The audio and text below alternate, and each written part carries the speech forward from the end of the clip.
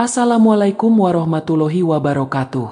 Pernah nggak kamu merasa hubungan rumah tangga itu awalnya manis banget, penuh cinta dan gairah, tapi lama-lama kok jadi biasa aja? Nah, banyak pasangan yang mengalami hal ini. Salah satu penyebabnya karena mereka nggak lagi memperhatikan bagaimana menjaga keintiman dengan cara yang tepat. Padahal, keintiman suami istri itu ibarat bahan bakar.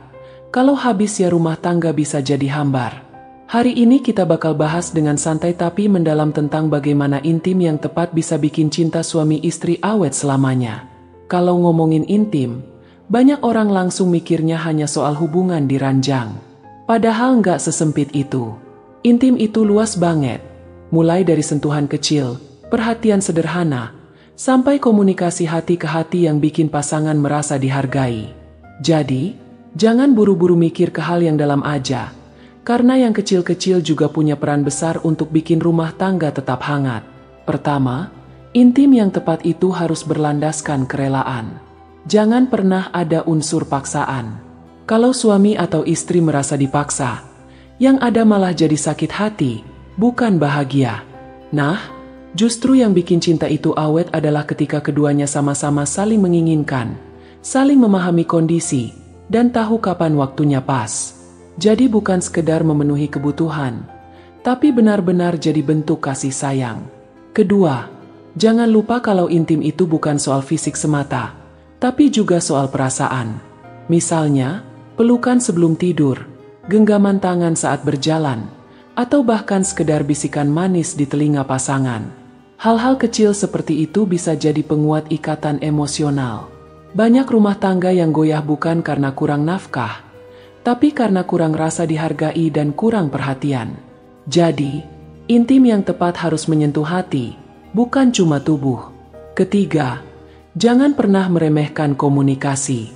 Banyak pasangan yang merasa aneh buat ngomongin soal intim, padahal itu justru kunci dari hubungan yang sehat.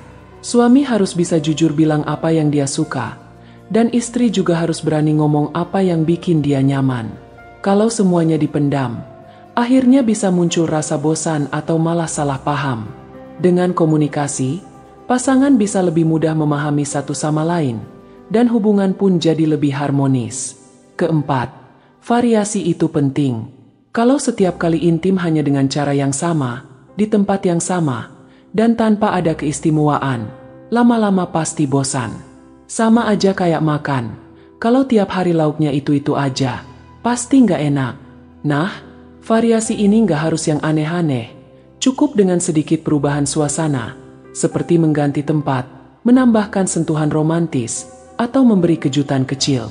Hal ini bisa bikin momen intim jadi terasa lebih berkesan. Kelima, jangan lupa kalau setelah intim pun masih ada yang namanya aftercare atau perhatian setelahnya.